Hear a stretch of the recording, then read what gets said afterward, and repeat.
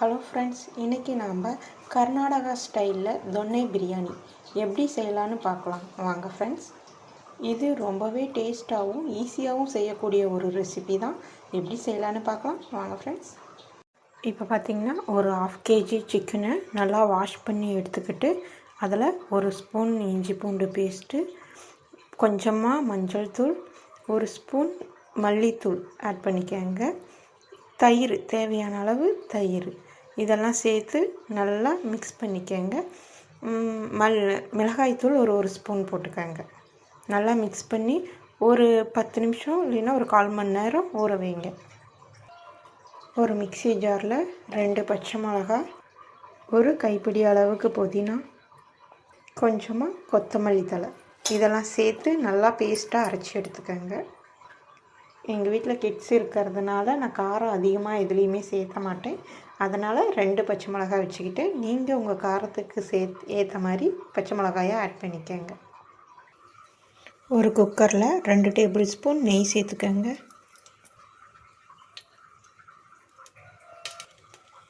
கொஞ்சமாக ஆயில் சேர்த்துக்கோங்க. எண்ணெய் சூடானதும் 2 மீடியம் சைஸ் வெங்காயத்தை ஆட் பண்ணிக்கோங்க.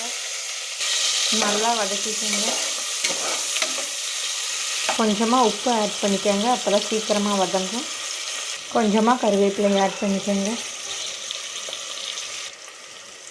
ஒரு டேபிள் ஸ்பூன் இஞ்சி பூண்டு பேஸ்ட் ஆட் பண்ணிக்கோங்க. இப்போ இதில் நம்ம அரைச்சி வச்ச பேஸ்ட்டை ஆட் பண்ணிக்கோங்க. இப்படி நல்லா மிக்ஸ் பண்ணி ஒரு 5 நிமிஷம் வதக்கி விடுங்க.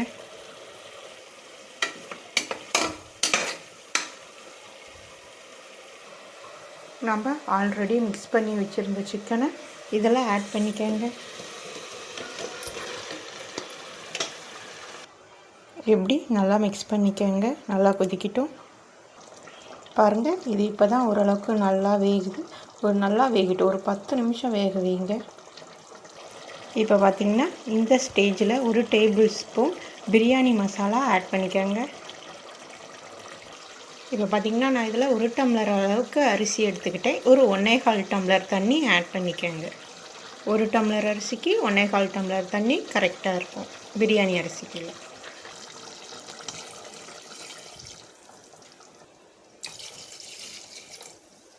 தேவையான அளவு உப்பு ஆட் பண்ணிக்கோங்க.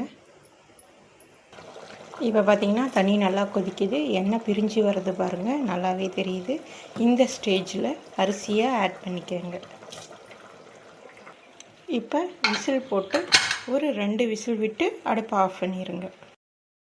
அவ்வளோதான் ஃப்ரெண்ட்ஸ், நம்மளோட தொன்னை பிரியாணி ரெடி ஆயிடுச்சு. நீங்களும் வீட்டில் ட்ரை பண்ணி பாருங்கள் ஃப்ரெண்ட்ஸ். தேங்க்யூ.